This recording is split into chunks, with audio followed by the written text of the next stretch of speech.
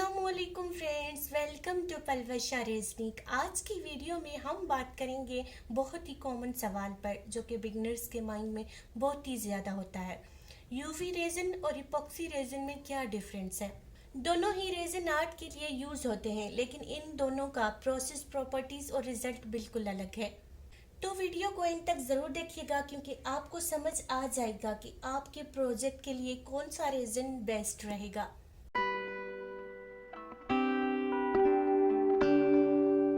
तो सबसे पहले बात करते हैं इपॉक्सी रेजिन की।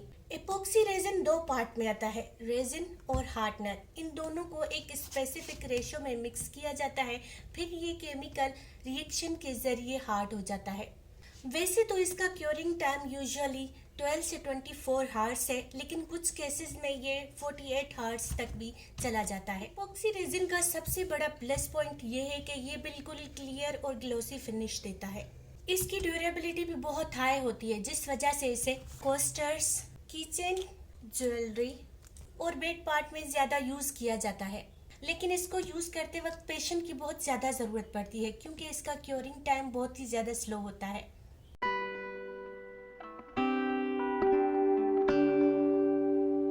अब बात करते हैं यूवी रेजिन की।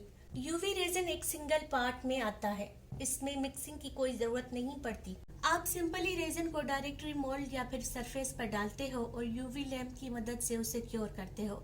सिर्फ कुछ ही मिनट के अंदर ये कम्प्लीटली हार्ड हो जाता है। यूवी रेजिन की सबसे बड़ी खासियत ये है कि ये फास्ट और इजी है, बिगनर्स के लिए परफेक्ट है और ऐसी छोटी क्रिएशन जैसे पेंडेंट, इयररिंग्स और किचन वगैरह के लिए बेस्ट होता है। लेकिन इसकी लिमिटेशन ये है कि ये सिर्फ थिन लेयर पे काम करता है। अगर आप थिक या फिर बड़ा प्रोजेक्ट बनाना चाहते हो तो यूवी रेजिन क्रैक कर सकता है या फिर क्योर ही नहीं होता।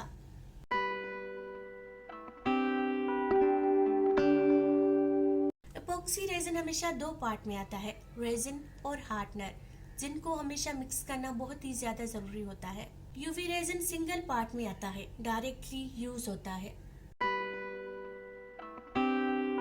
इपॉक्सी रेजिन को क्योर होने में घंटों से लेकर 1 या फिर 2 दिन तक लग जाता है और यूवी रेजिन कुछ ही मिनट में लाइट के जरिए क्योर हो जाता है।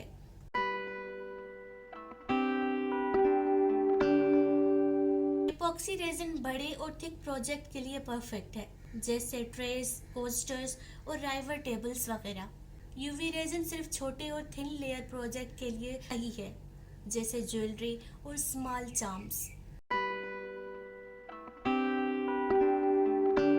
इपॉक्सी रेजिन ज्यादा ड्यूरेबल और लॉन्ग लास्टिंग होता है। यूवी रेजिन इतना ड्यूरेबल नहीं होता, डायरेक्ट सनलाइट और स्क्रैचेस से जल्दी इफेक्ट हो जाता है।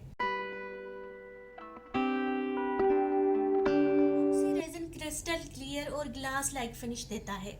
यूवी रेजिन भी ग्लॉसी है, लेकिन ज्यादा टाइम के बाद ये येलोइंग हो सकता है।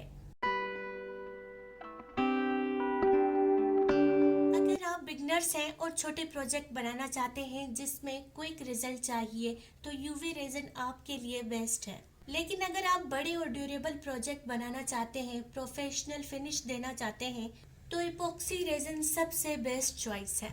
इन दोनों का अपना अपना यूज है। आपके प्रोजेक्ट की रिक्वायरमेंट डिसाइड करती है कि आपको कौन सा रेजिन लेना चाहिए। तो ये था डिफरेंस यूवी रेजिन और इपॉक्सी रेजिन में। मुझे उम्मीद है कि अब आप इजीली डिसाइड कर पाएंगे कि आपको आपके प्रोजेक्ट के लिए कौन सा रेजिन लेना चाहिए। आपको दोनों में से कौन सा रेजिन ज्यादा पसंद है, कमेंट में जरूर बताएं। और अगर वीडियो हेल्पफुल लगी हो तो वीडियो को लाइक करके पलवशा रेजनी को सब्सक्राइब करना ना भूलिएगा। इंशाल्लाह आपसे फिर मिलेंगे। अल्लाह हाफिज।